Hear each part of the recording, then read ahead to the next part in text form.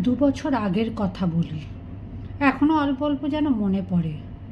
সব ভুল হয়ে যায়। কি করে এলাম এখানে?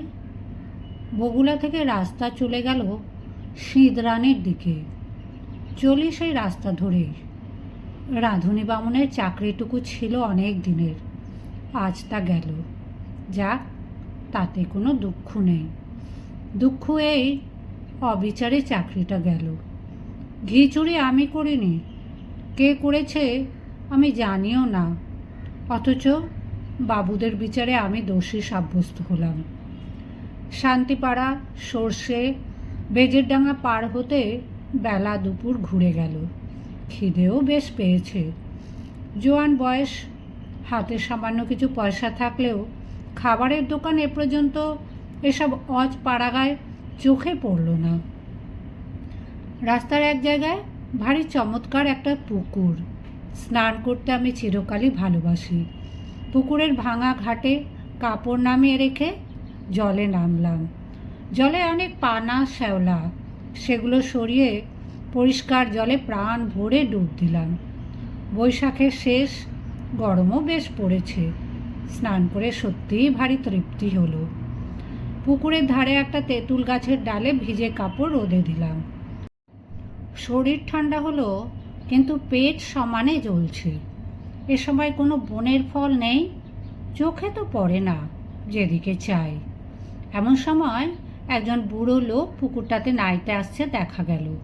আমাকে দেখে বললে, বাড়ি কোথায়? আমি বললাম, আমি গরিব ব্রাহ্মণ, চাকরি খুঁজে বেড়াচ্ছি। আপাতত বড় খিদে পেয়েছে, খাবো কোথায়, আপনি কি সন্ধান দিতে পারেন? বুড়ো লোকটি বললে, রসো, নে নি, সব ঠিক করে দিচ্ছি। স্নান সেরে উঠে লোকটি আমাকে সঙ্গে নিয়ে গ্রামের মধ্যে ঢুকে জঙ্গলে ঘেরা একটা পুরনো বাড়িতে ঢুকলো। বললে, আমার নাম নিবারণ চক্রবর্তী, এ বাড়ি আমার, কিন্তু আমি এখানে থাকি নে। কলকাতায় আমার ছেলেরা ব্যবসা করে, শ্যামবাজারে ওদের বাসা। এত বড় বাড়ি পড়ে আছে, আর সেখানে মাত্র 3খানা ঘরে আমরা থাকি। কি কষ্ট বলো দেখি। আমি মাসে মাসে একবার আসি, বাড়ি দেখাশোনা করি। ছেলেরা ম্যালেরিয়ার ভয়ে আসতে চায় না। মস্ত বড় বাগান আছে বাড়ির পেছনে, তাতে সব রকম ফলের গাছ আছে। 12 ভূতে খায়। তুমি এখানে থাকবে? বললাম, থাকতে পারি। কি কাজ করতে? বললুম, রাঁধুনির কাজ। যে কদিন এখানে আছি সে কদিন এখানে রাঁধো, দুজনে খাই। খুব ভালো। আমি রাজি হয়ে যেতে লোকটা হঠাৎ যেন ভারী খুশি হলো। আমার খাওয়ার ব্যবস্থা করে দিলে তখনই। খাওয়া দাওয়ার পরে আমাকে একটা পুরনো মাদুর আর একটা মোটা তাকিয়া বালিশ দিয়ে বললে, বিশ্রাম করো। পথ হেঁটে বড় ক্লান্ত হয়ে পড়েছিলাম। ঘুমিয়ে যখন উঠলাম বেলা তখন নেই। রাঙা রোদ বড় বড় গাছপালার উঁচু ডালে। এরই মধ্যে বাড়ির পেছনের জঙ্গলে শেয়ালের ডাক শুরু হলো। আমি বাড়ির বাইরে গিয়ে এদিক ওদিক খানিকটা ঘুরে বেড়ালাম। যেদিকে চাই সেদিকেই পুরনো আম কাঁঠালের বন আর জঙ্গল। কোনো লোকের বাড়ি নজরে পড়ল না। জঙ্গলের মধ্যে এক স্থানে কেবল একটা ভাঙা দেউল দেখতে পেলাম। তার মধ্যে উঁকি মেরে দেখি শুধু চামচিকের আড্ডা। ফিরে এসে দেখি বুড়ো নিবারণ চক্রবর্তী বসে তামাক খাচ্ছে। আমায় বললে, চা করতে জানো? একটু চা করো, চিড়ে ভাজো, তেল নুন মেখে কাঁচা লঙ্কা দিয়ে খাওয়া যাবে। সন্ধ্যার পর বলে, ভাত চড়িয়ে দাও, সরু আতপ আছে, গাওয়া ঘি আছে, আলু ভাতে ভাত, ব্যাস। আমি বললুম, যে আজ্ঞে। তোমার জন্য ঝিঙের একটা তরকারি করে নিও। ঝিঙে আছে রান্নাঘরের পেছনে, আলো হাতে নিয়ে তুলে আনো এই বেলা। আর একটা কথা, রান্নাঘরে সর্বদা আলো জ্বেলে রাখবে। তা তো রাখতেই হবে, অন্ধকারে কি রান্না করা যায়? হ্যাঁ, তাই বলছি। মস্ত বড় বাড়ি, ওপরে নিচে বোধহয় 14-15খানা ঘর, এছাড়া টানা বারান্দা। 2-4খানা ছাড়া অন্য সব ঘরে তালা দেওয়া। রান্নাঘরের সামনে মস্ত বড় লম্বা রোয়াক। রোয়াকের ওমড়োয় 4-5টা নারকেল গাছ আর একটা বাতাবি লেবুর গাছ। ঝিঙে তুলতে হলে এই লম্বা রোয়াকের ওমুড়োয় গিয়ে আমায় উঠোনে নামতে হবে, তারপর ঘুরে রান্নাঘরের পেছন দিকে যেতে হবে। তখনও সম্পূর্ণ অন্ধকার হয়নি। আলোর দরকার নেই ভেবে আমি এমনি শুধু হাতেই ঝিঙে তুলতে গেলাম।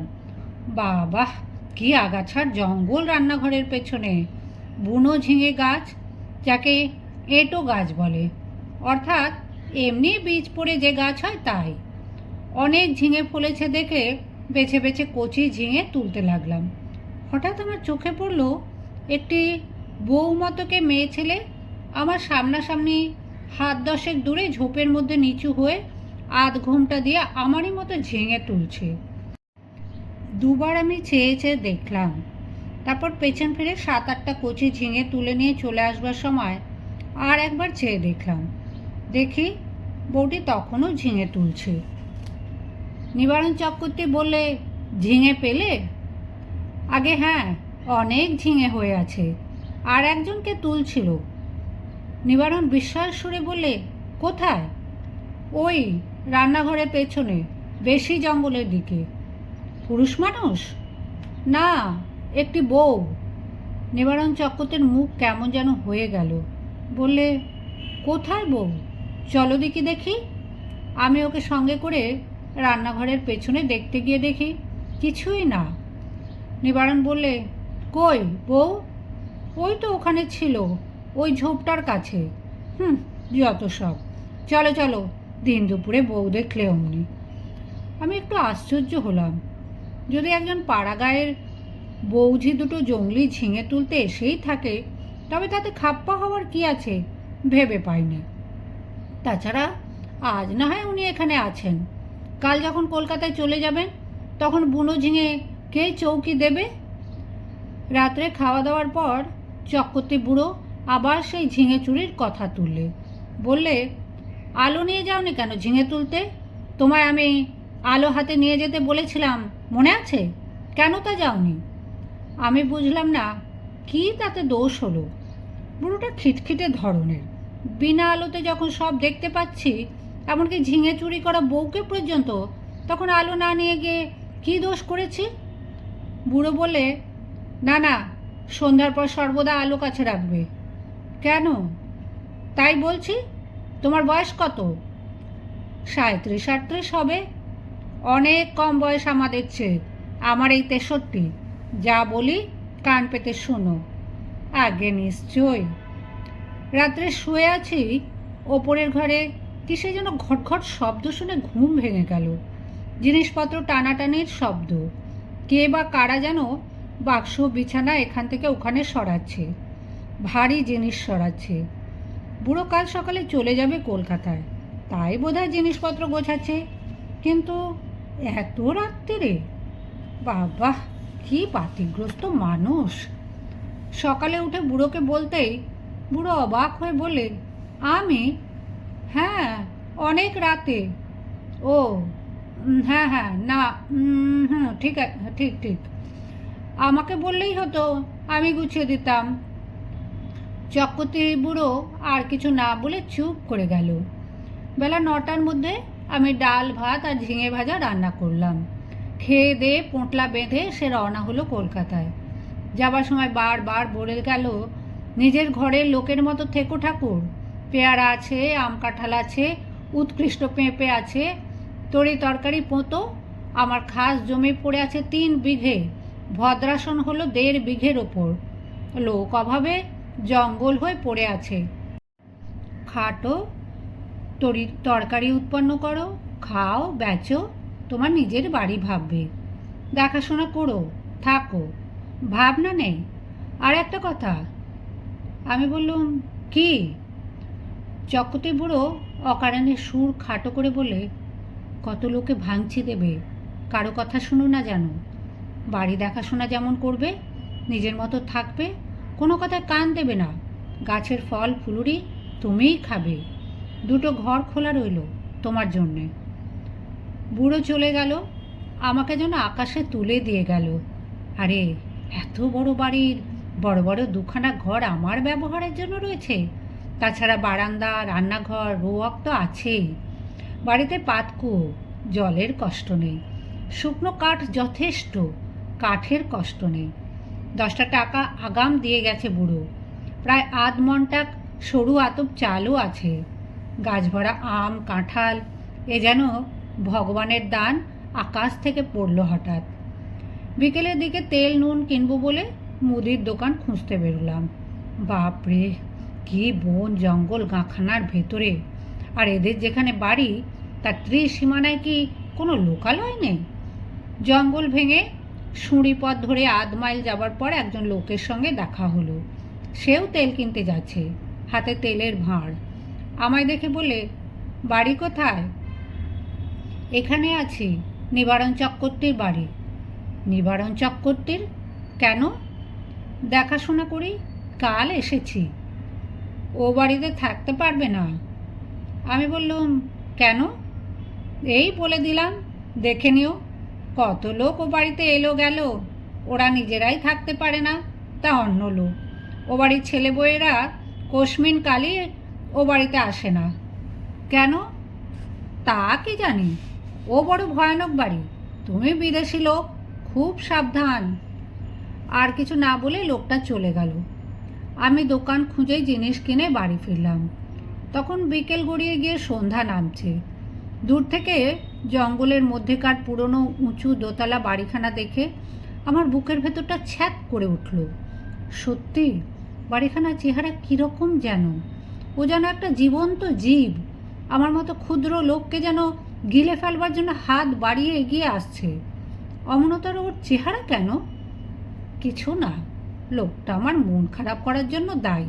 আমি যখন তেল নুন কিনতে যাই তখন আমার মনে দিব্যি ফুর্তি ছিল। হঠাৎ এমন হওয়ার কারণ হচ্ছে ওই লোকটার ভয় দেখানো কথাবার্তা। গায়ে পড়ে অত হিত করবার দরকার কি ছিল বাবু তোমার? চক্রবর্তী বুড়ো তো বলেই গিয়েছে, কত লোক কত কথা বলবে, কারো কথায় কান দিও না। কিছু না, গাছপালার ফল ফুলুরি গায়ের লোক চুরি করে খায় কিনা? বাড়িতে একজন পাহারাদার বসালে লুটপাট করে খাওয়ার ব্যাঘাত হয়, সেই জন্যই ভয় দেখানো।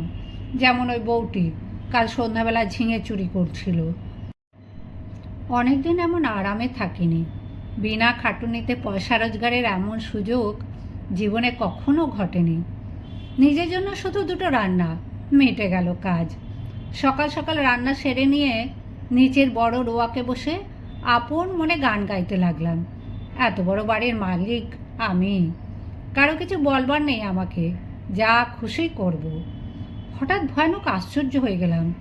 দোতলার নালির মুখ দিয়ে পড়তে লাগলো জল, যেমন ওপরের বারান্দাতে কেউ হাত পা ধুলে জল পড়ে। বেশ মোটা ধারে জল পড়তে লাগলো। তখনই আমি উঠে রোয়াকের ধারে দাঁড়িয়ে দোতলার বারান্দার দিকে চেয়ে দেখলাম, তখনও জল পড়ছে, সমানে মোটা ধারায়। ওপরে সিঁড়ির দরজায় তালা দেওয়া, চাবি চক্রবর্তী মশাই নিয়ে গিয়েছেন। সুতরাং দোতলায় যাওয়ার কোনো উপায় আমার নেই। এই জল কোথা থেকে পড়ছে? মিনিট 10 পড়ার পর জলের ধারা বন্ধ হয়ে গেল।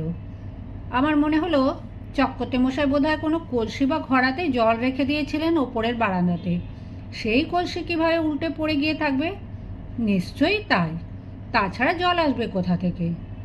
একটু পরে গিয়ে শুয়ে পড়লাম। আলো নিভিয়ে শুয়ে পড়বার সঙ্গে সঙ্গে আমার চোখে ঘুম জড়িয়ে এলো। অনেক রাত্রে একবার ঘুম ভেঙে গেল। জানলা দিয়ে সুন্দর জ্যোৎস্না এসে পড়েছে বিছানায়। কি একটা ফুলের গন্ধও আসছে, বেশ সুবাস ফুলের। কি ফুল? ঘুমের ঘোরেই ভাবছি, এমন কোনো সুগন্ধওয়ালা ফুল তো বাড়ির কাছাকাছি দেখিনি। তড়াক করে লাফিয়ে উঠলাম। ও কি! জানলার সামনে দিয়ে একটি বউ চলে গেল রোয়াকবে। হ্যাঁ, স্পষ্ট দেখেছি, ভুল হবার নয়। আমি তখনই উঠে দরজা খুলে রোয়াকে গিয়ে দাঁড়ালাম। রোয়াকে দাঁড়াতে 2টো জিনিস আমার কাছে স্পষ্ট হলো। প্রথম, সেই ফুলের সুবাসটা রোয়াকে অনেকখানি ঘন। ওই বউটি যেন এই সুবাস ছড়িয়ে দিয়ে গেল এই এতক্ষণ। না, কোনো ফুলের সুবাস নয়। এ কিসের সুবাস তা আমার মাথায় আসছে না। কেমন একরকম যেন লাগছে, একরকম নেশার মতো। কেন আমি বাইরে এসেছি? ও, কে একটি বউ রোয়াকবে খানিক আগে চলে গিয়েছিল, সেই ছড়িয়ে গিয়েছে এই তীব্র সুবাস। কিন্তু কোনো দিকে নেই তো, সে গেল কোথায়? সে রাত্রে সেই পর্যন্ত। কতক্ষণ পরে ঘরে এসে শুয়ে ঘুমিয়ে পড়লাম। সকালে উঠে মনে হলো সব স্বপ্ন। মনটা বেশ হালকা হয়ে গেল। কাজকর্মে ভালো করে মন দিলাম। বন জঙ্গল কেটে কিভাবে তরি তরকারির আবাদ করব সেই আলোচনা করতে লাগলাম মনের মধ্যে।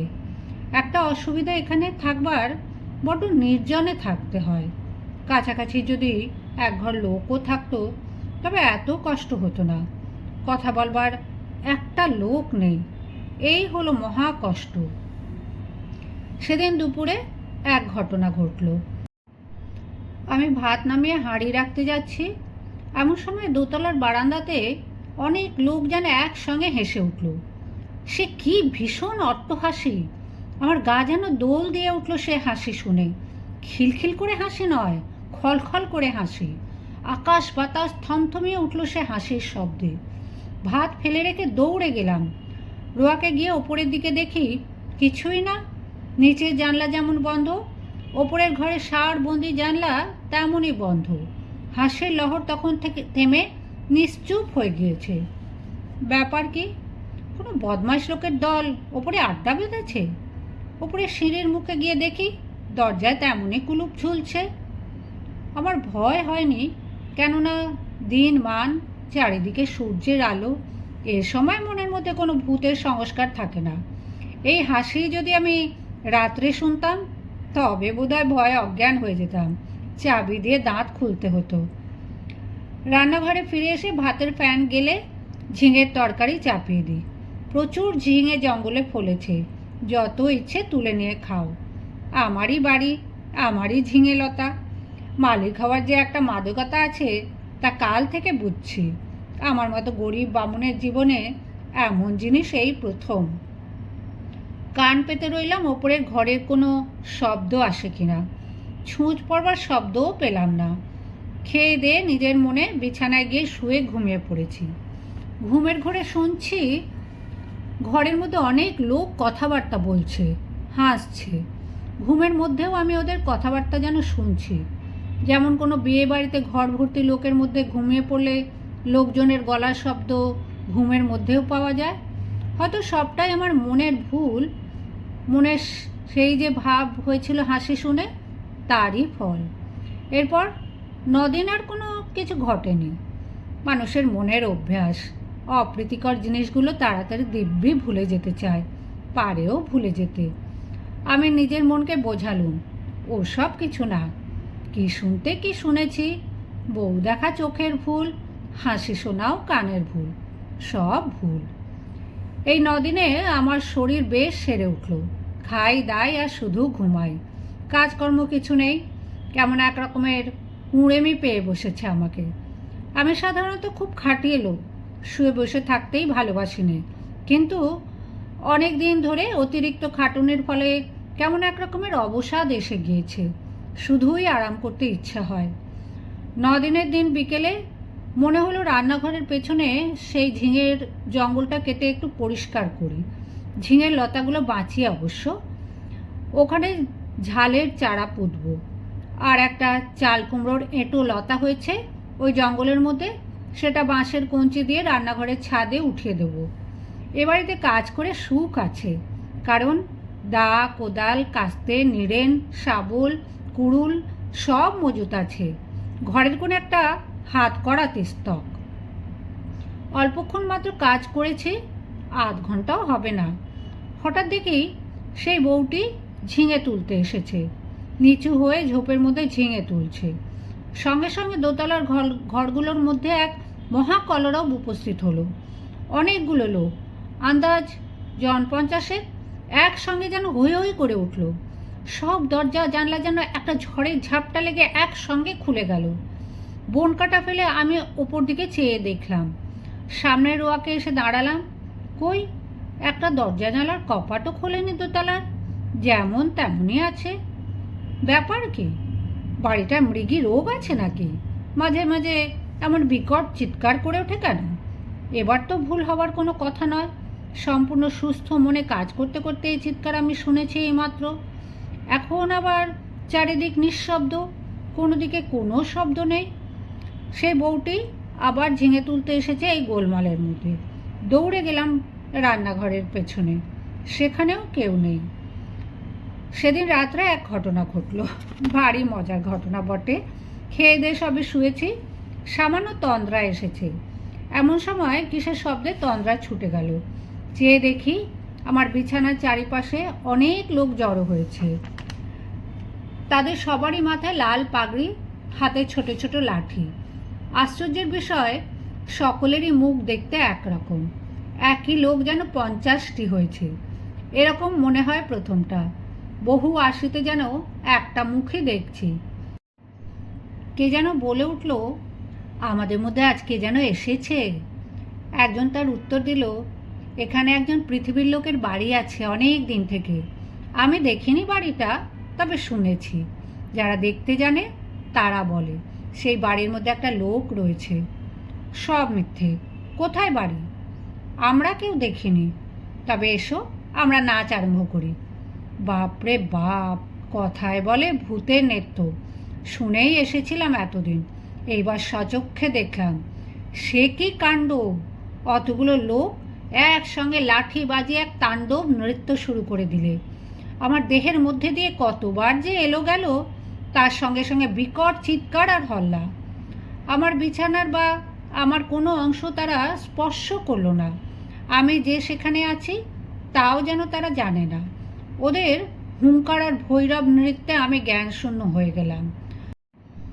যখন জ্ঞান হলো, তখন শেষ রাত্রের জ্যোৎস্না খোলা জানলা দিয়ে এসে বিছানায় পড়েছে।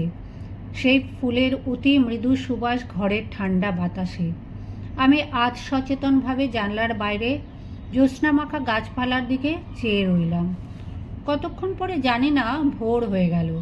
বিছানা ছেড়ে উঠে দেখি ঘুমের কোনো ব্যাঘাত হয়নি।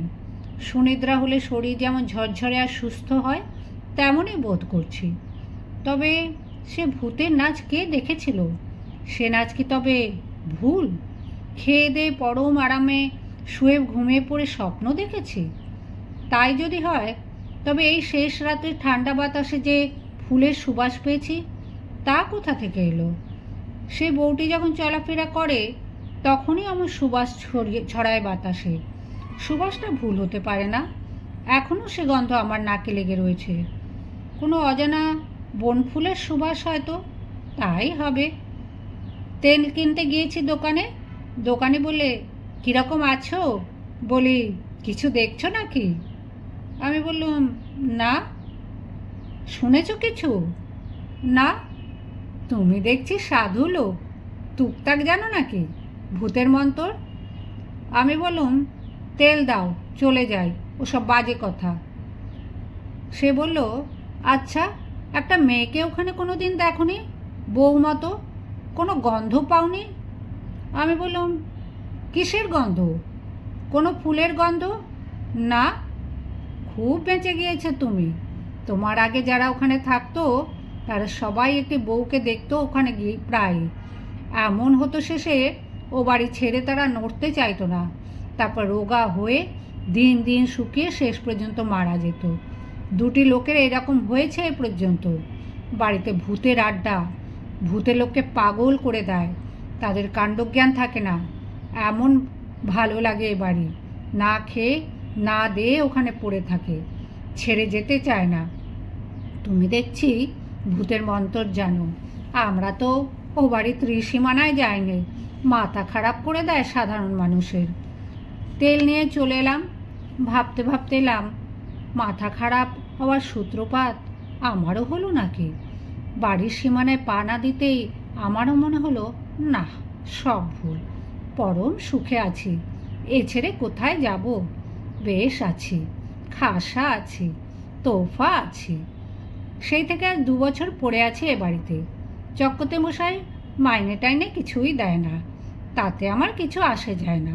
বাড়ি দেখাশোনা করি, বেগুন কলা বেচি, দিনরাত ওদের নৃত্য দেখি, ওদের মধ্যেই বাস করি। এক পা যাইনে বাড়ি ছেড়ে।